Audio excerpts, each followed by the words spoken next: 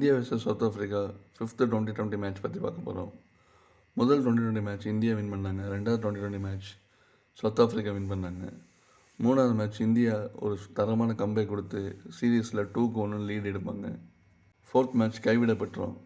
5th match நேற்று நடந்துச்சு. டாஸை win பண்ணி சவுத் ஆஃப்ரிக்கா பவுலிங்கை சூஸ் பண்ணாங்க. இதனால் முதலில் ஆட வந்த இந்திய அணி 20 ஓவர் முடிவில் 231 ரன்னுக்கு 5 விக்கெட் இழந்திருப்பாங்க. இந்திய அணி இந்த அளவுக்கு இமாலய இலக்கை டார்கெட்டாக வைக்க முக்கிய காரணம் திலக் வர்மாவும் ஹர்திக் பாண்டியாவும்.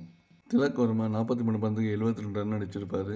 ஹர்திக் பாண்டியா 25 பந்துக்கு 63 ரன் அடிச்சிருப்பார். இன்றைய மேட்ச்சில் 16 பந்துக்கு 50 ரன்னை கடந்திருப்பார் ஹர்திக் பாண்டியா. இது யுவராஜ் சிங் அப்புறம் குறைந்த பந்தில் 50 ரன்னை கடந்த இரண்டாவது பிளேயராக ஹர்திக் பாண்டியா இடம் பிடிக்கிறார். இதையடுத்து இரண்டாம் இன்னிங்ஸ் ஆட வந்த தென்னாப்பிரிக்க அணி 10 ஓவர் முடிவில் 120 ரன்னுக்கு 2 விக்கெட்டை இழந்து வலுவான நிலையில் இருப்பாங்க. ஆனால் அதுக்கப்புறம் வருண் சக்கரவர்த்தியோட மாயாஜால பந்து வீச்சு தாக்கு பிடிக்க முடியாமல் தென்னாப்பிரிக்க அணி அடுத்தடுத்து விக்கெட்டை பறி கொடுப்பாங்க.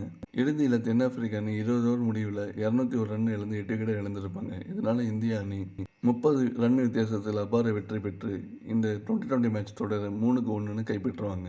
ஆட்ட நாயகன் விருது அதிரடியாக விளையாண்டு அரை சதம் அடித்து பந்து வீச்சில் ஒரு விக்கெட்டை எடுத்த ஹர்திக் பாண்டியாவுக்கு வழங்கப்பட்டது. தொடர் ஆட்ட நாயகன் விருது இந்த மேட்சில் 4 விக்கெட்டை எடுத்தது மட்டும் இல்லாமல் இந்த தொடர் முழுவதும் சிறப்பாக பந்து வீசிய வருண் சக்கரவர்த்திக்கு வழங்கப்பட்டது.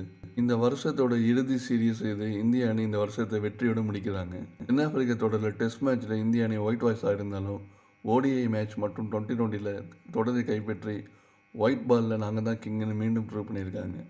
ஓகே கைஸ், கிரிக்கெட் அப்டேட்டுக்கு நம்ம சேனல் சப்ஸ்கிரைப் பண்ணிக்கங்க. மீண்டும் ஒரு அடுத்த வீடியோவில் சந்திப்போம். Until then bye guys.